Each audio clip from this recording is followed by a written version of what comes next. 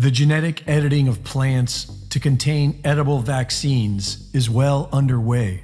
Work is being done with bananas, potatoes, tomatoes, lettuce, rice, wheat, soybeans, and corn. Companies like Medicago are using gene editing to turn plants into mini bioreactors. Medicago's manufacturing facility looks like a nursery, but inside these plants, they're growing a new kind of vaccine. The technology is called a virus-like particle. At Medicago, we use a careful step-by-step process to develop vaccines, using our plants as mini bioreactors. We start with the gene sequence or code of a virus. We then use our technology to synthesize the virus code into a real biological product. The code contains genetic instructions that our plants can read, and we insert it into bacteria called Agrobacterium tumefaciens. We submerge the plants in a bath with the bacteria that carries the information into the plant cells. And using a vacuum, we suck out the air between the plant cells and replace it with the liquid. The plants absorb it like a sponge.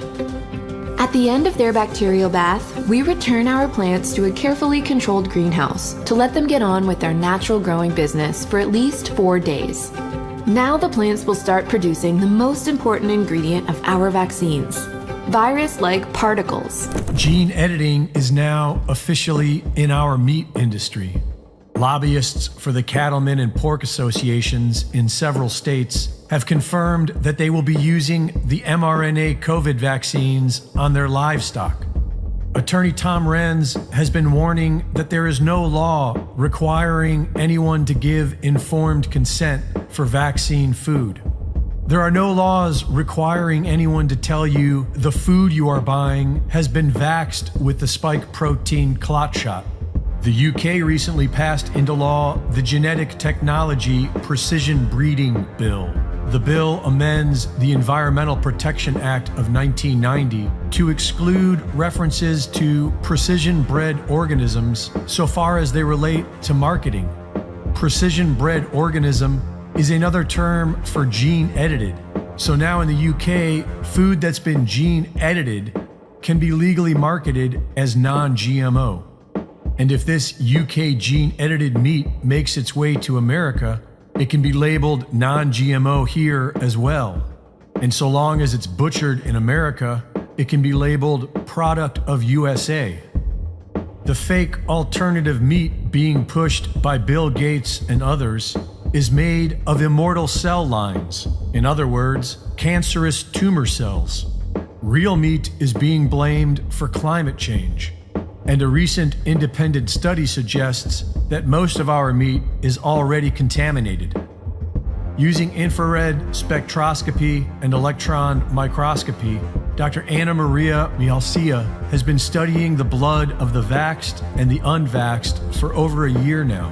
And at first, she was finding the same contamination in only the blood of the vaxxed, a contamination that she describes as ribbon-like structures, much like the mysterious blood clots being found by coroners.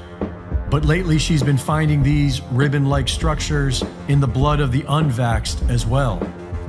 By measuring the frequency of one of these mysterious rubbery blood clots, Dr. David Jenigan has developed a way of detecting the same frequency in the vaxxed. Recently, he's found this unique frequency in the meat being sold in his local grocery store, and asked Dr. Mialcia to confirm his findings. Her microscopy showed that the blood samples taken from products in the grocery store were all contaminated with the similar ribbon-like structures found in the blood of the vaxxed.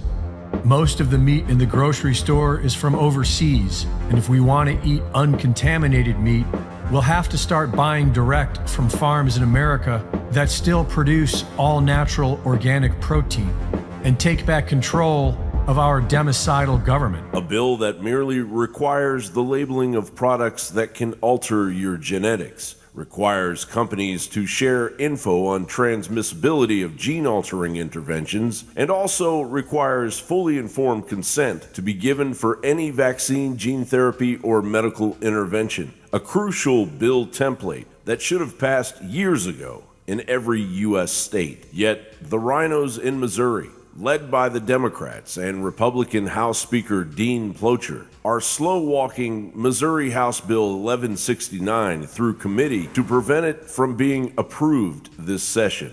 Missouri lawmakers are claiming that the labeling requirements would be different from other states, and they are worried it might scare people to know the truth. Passing good bills that protect Missouri farmers. As Renz points out, the answer is the lobbyists. Big Pharma has no legitimate basis for publicly arguing against an informed consent disclosure bill, so they have tried to get the agriculture lobby to do their dirty work. This is also because the agricultural bioengineers and Big Pharma are one and the same. Bayer, Big Pharma, owns Monsanto, which is one of the largest seed producers in the world. Big Pharma does not want people to know they're going to use food to alter their genetics.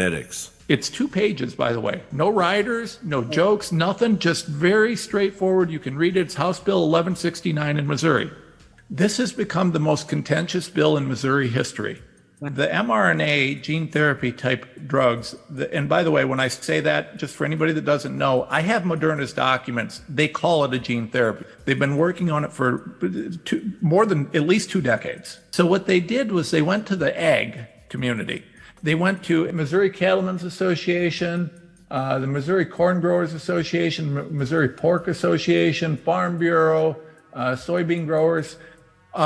They went to these guys and said, hey, we need you to oppose this. Now remember, the 2 largest holders of ag in this country are Bill Gates and the CCP. The vaccine rollout is now a failure. They're not getting due to people like you and me and our friends. They're not able to get this material into people's veins with a needle. So now they'll go to plan B and try to get it into our bodies with the food supply. The globalists don't want the United States to exist, let alone be strong. I'm looking at all these, food processing plants going up in fire and flames and trains derailing. I mean, this never happened before 2020 in the United States, vanishingly rare.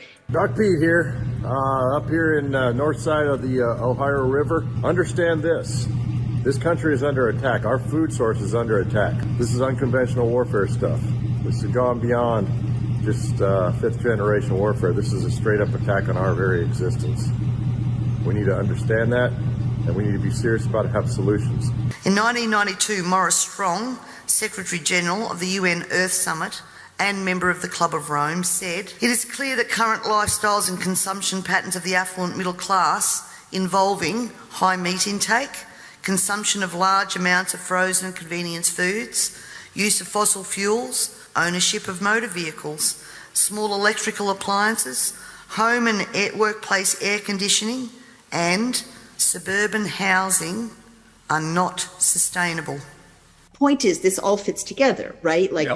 Take over the farmland, buy up the farmland, leave people unable to grow their own food, raise their own cattle, raise their own sheep, or whatever it is.